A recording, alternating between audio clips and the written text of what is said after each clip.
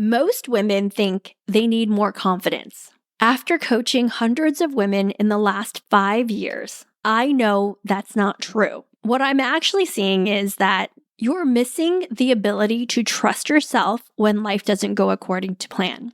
In this episode, I'm going to show you why self-trust is the foundation of leadership and how to build it even when you're scared, uncertain, or hearing no. Welcome to The Balanced Leader, hosted by Yan Dang, a leadership and life coach with over 20 years of corporate experience. Drawing from her journey as a former global finance leader and second-generation immigrant, Yan understands the unique challenges women face in male-dominated workplaces. Each episode offers insights on balancing masculine and feminine energies, mastering soft skills, and building emotional intelligence. Join us to transform frustration into empowerment and unlock your authentic leadership potential. Hey, podcast listeners, welcome to today's episode. We are going to talk about a subject that I feel so strongly about. It's actually a pillar of my coaching philosophy, which is learning how to trust yourself. And I'm going to tell you about some coaching that I've done recently, actually inside the Leadership Edge. One woman came because the big question I was asking women in the Leadership Edge, which was a active live coaching I invited a lot of people to. And if you're interested in it, we're going to do another one on June 30th. So please join me. It's totally complimentary. It's a place where you can get coaching and hear other women get coaching. So the question I was posing to women is, what happens when you stop holding back? And I was coaching this woman who was like, oh my gosh, I want to go for it. I'm excited for the next level of my career. And I asked her, what is the thought that you're having that holds you back from going after things? And she was like, I am extremely scared of hearing no. And I think this is a big one because most women think the problem is rejection. The problem is what they think rejection means, right? And what I do with the women that I coach is that I share that the no is just the very beginning, right? The no is just data, but you have to watch what you make it mean. Because oftentimes people make rejection mean, or resistance, I like to call resistance or rejection, they make it mean something about themselves, right? Deeply about themselves. And what I like to coach women on is the self-trust gap, knowing what you want, not trusting yourself enough to pursue it. This is the self-trust gap. Because the truth is, when you go after what you want, you're inviting uncertainty. You're inviting fear. You're inviting the rejection, the resistance, the hearing no. And if you don't trust yourself to have your own back in those moments, that is the self-trust gap. Not knowing, am I going to have my own back? Am I going to be able to support myself through the no? Am I going to be able to see that this is just a no and I'm still worthy and I'm still valuable, period, end of story. So I want you to notice that it is not so much this fear of hearing the no. It's this fear of trusting yourself to have your own back, to take care of yourself. Because what happens to so many smart women is that smart women don't lack the answer. They lack trust, right? They lack trust in themselves to stand by their answer. And so what happens is that a lot of times women overthink, over-explain, begin researching, seeking advice from other people, polling everyone, asking everyone. Maybe you're asking people online, what do you think? They start waiting for certainty to happen, right? The work isn't finding the right answer though. If you're looking for the right answer, then you're probably spinning and you're not actually moving yourself forward. The work is trusting yourself enough to follow through on the answer you already know, right? Because you want to notice for yourself, if you are treating yourself as the authority, if you believe that you have great thoughts, you have great ideas, you have great leadership, then you need to be able to see yourself as that leader, even before the evidence of whatever you're going after arrives. And what happens a lot of times is that women feel fear, they feel uncertainty, and that fear and uncertainty can take you for a ride. It can have you outsourcing your authority to other people. So, what do I mean by outsourcing your authority to other people? You start asking your bosses for their opinion, your partner, your friends, experts, and coaches. And listen, I want you to be able to get other perspectives and get a diversity of knowledge in for yourself so that you have things and it's data points. But I want you to discern and I want you to be using your inner authority to decide, oh, now I have all this information. I've asked these questions, not looking for the right answer, but being curious and getting better context from other people. But at the end of the day, you're consciously choosing to be the authority to take the next step. And sometimes the bosses will agree, and sometimes the partners won't agree, but you're saying, I trust myself to move forward. I trust myself even to make a mistake. I trust myself to learn and figure it out.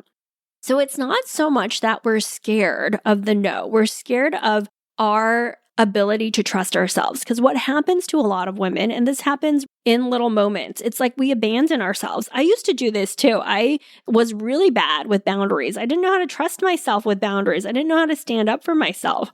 And at work, I would just not even make plans for my birthday because I was like, it's budget season. I got to work. And so it was like really bad. You're not trusting yourself to be like, I can get the work done and I can celebrate my birthday, right? I can do both, right? But this takes learning to trust yourself and learning to have that maturity and learning to decide how you want to live your life, not waiting for other people's emotions to dictate that, right? You get to consciously choose. I'm going to go after this thing. I'm going to trust myself to handle it. I'm going to figure out what's next for me and I'm going to own my choices. That doesn't mean I don't ask people their opinions and I get more context. And if there's resistance, well, resistance is a data point. I get to ask more questions. Why don't you like that idea? What about that idea makes you uncomfortable? What are you concerned that will happen if we move forward here? Hey, podcast listeners, if you've been feeling like your ideas aren't landing the way they should, or you're working harder than necessary to be taken seriously, I want you to grab my free leadership brief. It's called 5 Subtle Ways High-Performing Women Undermine Their Authority. Because most women don't lose authority in big moments. They lose it in small signals, a softened sentence, waiting a little too long to speak, framing a strong idea like a question. And the thing is, you don't notice it while it's happening. Inside this brief, I break down exactly what those patterns look like, what the room hears, and what the room is actually reading, and how to shift them immediately. It's simple, and you can apply it right away. This is my proven strategy that has helped hundreds of women. You can download it using the link in the show notes. Now back to the show. Sometimes we stop ourselves from asking those questions. We're just like, oh, we heard a no, so let's just back down. Let's tell the authority person that they have all the power and, I'll go think of something else to do. Our ability to trust ourselves, move forward, and have our own back is everything. If I didn't have this, I would not have accelerated as quickly as I did, especially after that director level. Because at that director level going into VP, you need to start demonstrating that you trust yourself, that you're like, hey, I could be off here, but I want to move ahead with this idea and see how it lands. And here's why. This is where people start seeing you as like, oh, she's not just executing other people's ideas and strategies. She's coming up with her own. And she's got the, tenacity to figure it out. And she's not scared of making mistakes. And we want more people like that. More people willing to move when they're not 110% certain. More people willing to try things out and more people willing to trust themselves and have their own backs and ask for other people to trust themselves. What powerful women actually trust, right? They don't just trust their outcomes because we don't know the outcome. The reality is we cannot control the outcome. So what powerful women actually trust, again, it's not the outcome. It's not the circumstance. It's themselves. This is an opportunity for you. This is where self-trust gets built. Powerful women trust themselves to hear no, to be disappointed, to be misunderstood, to make mistakes, and to recover, to learn, to try again. Listen, I've been here. I tell people all the time when I started my coaching practice and I was doing webinars, literally one person showed up and I get to decide for myself, okay, this is the very beginning. I am learning to do this at the very beginning. And then a few years later, I'm on a TEDx stage telling people about my story, sharing with them my journey, talking to them about anger and leadership, right? That is a journey of self-trust, me expanding and me showing up for myself at every part of the journey with the rejection, with people not really understanding, like, why would you leave your amazing CFO corporate job to be a coach? They're not trusting themselves and they don't really understand me, right? But it's me trusting me. And so I don't answer to anyone except for me when it comes to my life and what I want to do. This is the thing powerful women do. They trust themselves. Power isn't certainty. Power isn't control. Power is trusting yourself to handle what happens next. Power is exercising your ability to influence and to create in your life. And I want you to really go to school on yourself. Where are you trusting yourself and where are you not, right? And I have this for myself all the time. I've got to tell you, I'm about to embark on this vacation with my husband. And part of me is like, I really want this. And by the way, my husband does not like to travel.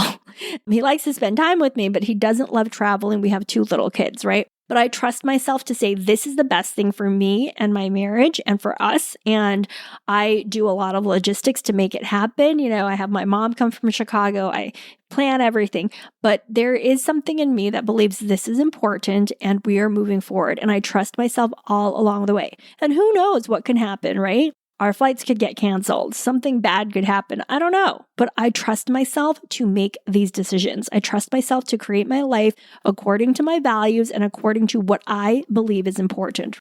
This is the same thing in the business world, right? I trust myself to speak up truth when I don't agree with something. I trust myself to have my own back. I trust myself to tell the CEO, and it might be more in private than in public, depending on the dynamics of your CFO or CEO, to say, hey, I don't agree with that. And this is why, right? You've got to trust yourself.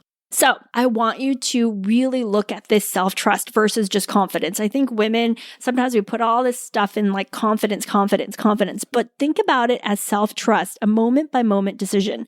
So this is 3 ways to build self-trust. Number 1, keep small promises to yourself. Build evidence that you can own your own decisions. And number 2, make one decision faster. Stop endless deliberation. A thing I like to tell myself is, if I'm clear, confident, and capable, what would I want to do? There's actually a whole episode in it. So I've done an episode on that very thought that I'll have them put in the show notes, but you can listen to it. Make one decision faster. This is like where you're like, I'm going to choose to trust myself. What does my gut say? Let's go for it, right? And stop asking everyone else. And if you do choose to ask people, really decide for yourself, I'm going to say yes to this because X, Y, and Z. Not because my coach told me, not because my partner's upset with me, not because, my boss said you have to do it. You're like, I'm deciding, right? I decide to act and own it. Pick one thing this week and truly own your decision. Self-trust isn't something you think your way into. It's something you practice, and you start feeling your body and your emotions all aligned when you start trusting yourself more and more and living by those values, living by what matters to you. And this is exactly the type of work that we do in Command, in my group coaching container, my leadership accelerator. We practice learning to trust ourselves because I am far more excited and mission driven about women learning to trust themselves than simply feeling confident in one little thing, right? Yes, you can feel confident saying something, or you can feel a powerful sense of self-trust so that no matter what happens to you, no matter what comes your way, you learn to have your own back. You trust yourself, you follow through with yourself. All right, this is not about learning more. It's practice becoming somebody who trusts themselves. And when you are the woman who trusts herself, people see it, people know it. People are going to be magnetically attracted to you and the certainty that you have because you lead with that self-trust. And so few people do. So this is an area that you get to differentiate yourself. This is an area where you get to show up for you. And nobody can take that away from you. No one can take away your self-trust. No one can take away the resiliency with which you deal with a no, which you deal with resistance. You get to trust yourself, lean into that self-trust, and practice it over and over again. All right, I hope you have a beautiful week. I'd love to hear how this episode landed with you, how you're practicing trusting yourself, in those moments, especially when resistance comes, that you're like, well, I have my own back and this is how I'm going to show up. All right, go out there, do your thing. Let me know how it goes. I believe in you. I see you. There's a person inside of you that so wants to trust themselves no matter what. Let that person lead you. All right, have a beautiful week ahead, and I will see you soon. Bye. Thank you for being a part of the Balanced Leader community. We hope you found today's episode inspiring and actionable.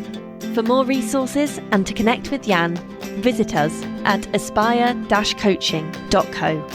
Until next time, keep leading with confidence and purpose.